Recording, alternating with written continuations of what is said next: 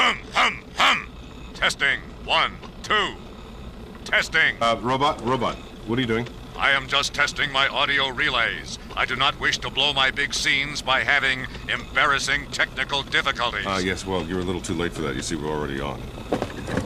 What? Yes, we're already on. Look. When a little red light on the camera comes on, that means we're on. The show's already started. You are kidding. No, I'm not. Look, right there. See that? And I thought intergalactic travel was tough. Stay tuned, folks.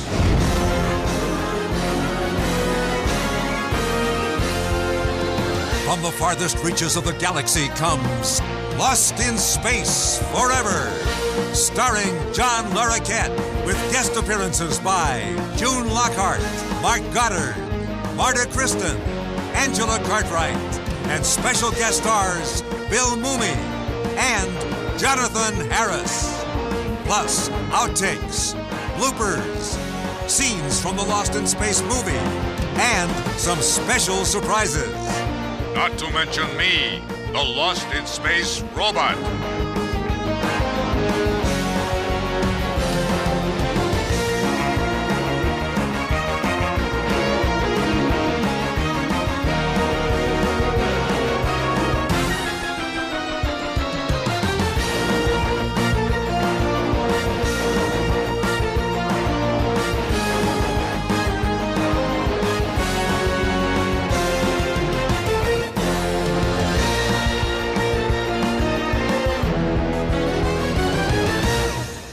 Lost in Space Forever will return in a moment. Incredible, isn't it? It's been over 30 years since Lost in Space first appeared on television screens across America. And the adventures of the Robinson family still retain their fascination with audiences throughout the world. They have served as the basis for websites, home videos, conventions, toys, collectibles, and even a big-budget motion picture. But what is it about Lost in Space that has inspired a galaxy of fans? Well, sit back, relax, and take a trip aboard the Jupiter 2 as we find out.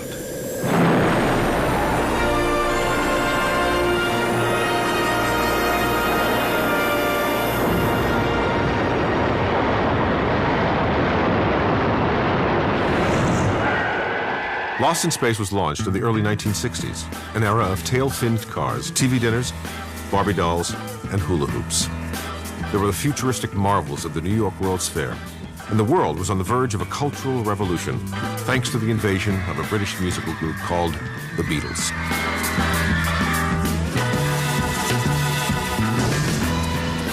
It was also an era that witnessed the dawning of the space program, one which promised to put a man on the moon by the end of the decade. We choose to go to the moon in this decade and do the other things, not because they are easy, but because they are hard. The space program excited a whole new generation, one that believed anything was possible. Young people could now imagine themselves growing up in a world where traveling to other planets would be as commonplace as a trip to the corner store. Enter Irwin Allen, an Academy Award-winning filmmaker and veteran television producer who delighted in taking audiences to prehistoric worlds.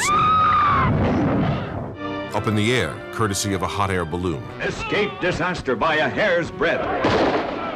And under the sea, aboard an atomic-powered submarine called the Seaview. You are there when the entire sky catches on fire.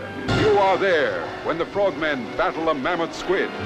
After successfully bringing Voyage to the Bottom of the Sea to television in 1964, Irwin Allen saw the potential for a prime-time space adventure series, one that would catapult audiences into the future and beyond their wildest imaginations. In 1965, Allen produced this rarely seen pilot. Ladies and gentlemen, today the first of what may be as many as 10 million families per year is setting out on its epic voyage into man's newest frontier for colonization, deep space. Heading the expedition will be Dr. John Robinson, professor of astrophysics at the University of Stellar Dynamics. With him will be his wife, Dr. Maureen Robinson, the distinguished biochemist of the New Mexico College of Space Medicine. Their daughter, Judith, age 19, who has rather heroically postponed all hopes for a career in the musical comedy field. 6 minutes, 40 seconds, and holding. Their son, Will, who recently was graduated from the Camdo Canyon School of Science at the age of 9.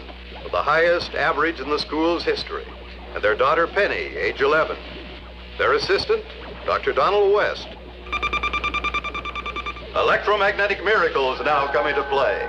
This cosmic glow, induced by the genius of advanced technology, will freeze the Robinson family into a state of suspended animation, enabling them to make a lifetime flight while aging but a second in the time of man.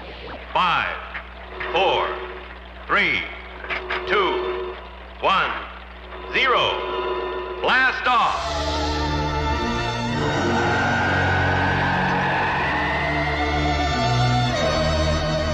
All systems here at Alpha Control are green and go. The trajectory now profiles properly. The spaceship is climbing correctly to plan.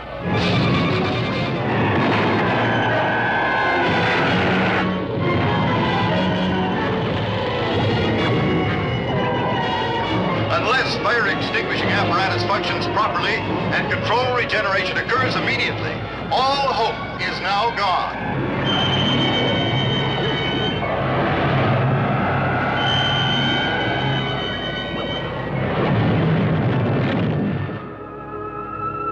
Heading the distinguished cast of actors would be Guy Williams as Professor John Robinson. Look at this thing. But the day after tomorrow, the temperature will drop 150 below zero. What do we do? We're going to have to head south, but fast.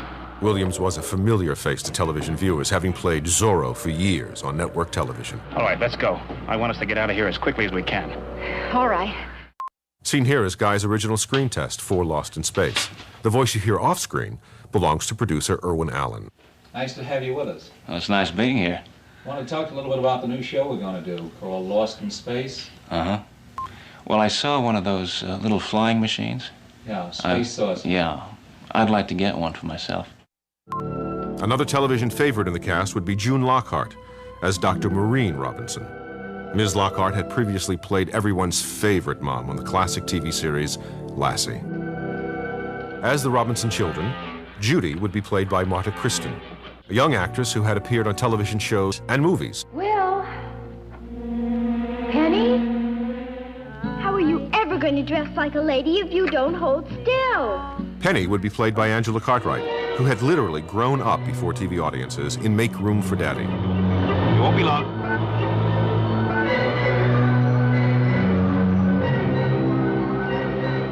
As young Will Robinson, Irwin Allen cast Billy Mooney, one of the busiest and most versatile child actors of the decade. It's the city! There are no cities out here for crying out loud. Then what is it? Some sort of geological accident. How do I know? Ask Don. My field's electronics. Well, pardon me. Rounding out the cast was Mark Goddard as the Robinson's pilot, Major Donald West. Those big boulders didn't do the power unit any good. How long to fix? A couple hours anyway. Although filmed in black and white, the pilot for Lost in Space was the most expensive ever produced up to that time. It pitted the Robinson family against earthquakes, floods,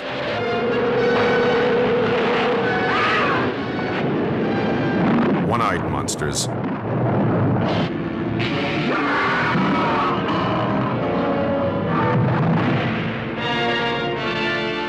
and other eerie aliens. Fortunately, the CBS network bought the series. They loved the program's potential for lots of futuristic action-adventure with a broad family appeal. But despite the show's wild premise and spectacular effects, network executives felt something was missing. Something that Irwin Allen would soon remedy, with an ever-present villain in the form of the nefarious Dr. Zachary Smith, and a cybernetic companion named Robot B9.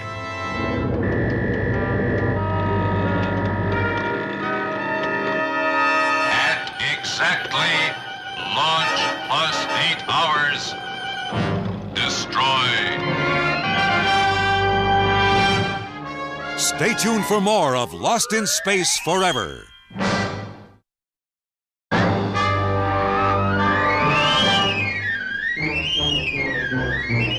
When it premiered on September 15th, 1965, Lost in Space was heralded as a rousing space opera.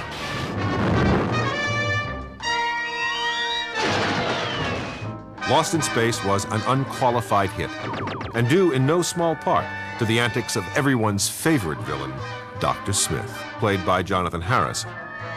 Don't trust him. He's as slippery as a bucket of eels. Just how can you help?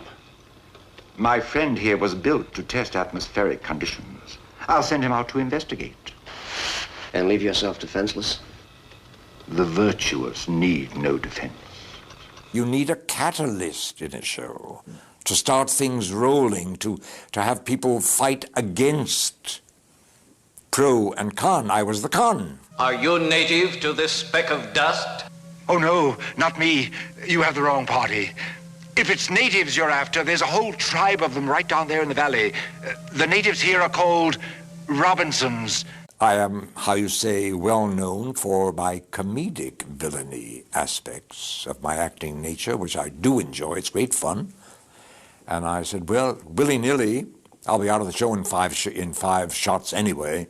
I'm going to try sneaking in my old bits and see what happens. 1, 2, 3, 4. 1, 2, 3, 4. Put a bit more snap in there, William. Good. Excuse me, Mr. Larroquette, but you are forgetting someone. Hello, Robot. I was just telling everyone about Dr. Smith. Yes, I know, but I think your viewers would rather hear about the other components in Lost in Space's success. Other components? Yes, like me, for instance. The robot on Lost in Space was the Robinson family's mechanical man Friday, capable of everything from soil sampling to lifting heavy objects and fending off enemies. The robot was, at times, just as human as his flesh and blood co-stars. There's no place like home. No one requires my services anymore. An astute observation. You, sir, have reached the end of the line. The joyride is over. I had planned to redesign you possibly into a pleasure vehicle, but I think you would be substandard even as that. What is my course of action? A quick departure seems a very good choice. Are you sure there is no other solution? None whatsoever. Goodbye. Of course, the robot's human qualities came naturally thanks to the man inside him, actor Bob May. I was a little too big for it, but I squeezed in knowing that there's thousands of actors wanting a job like this, and I spent 3 years in the bucket. I'm very happy about it. Bob utilized years of stage training to give the robot a very unique personality.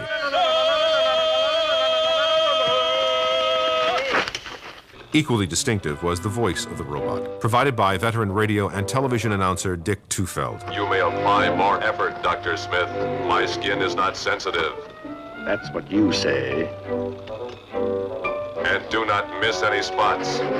If it is worth doing, it is worth doing well. I get calls from all over the country from people wanting me to do things like do the robot voice for their answering machine. Warning! Warning! Warning, warning, it will not compute. Warning!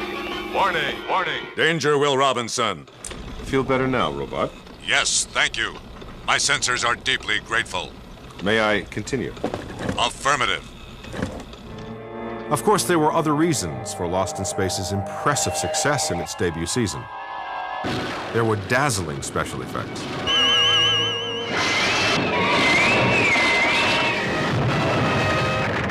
An impressive array of guest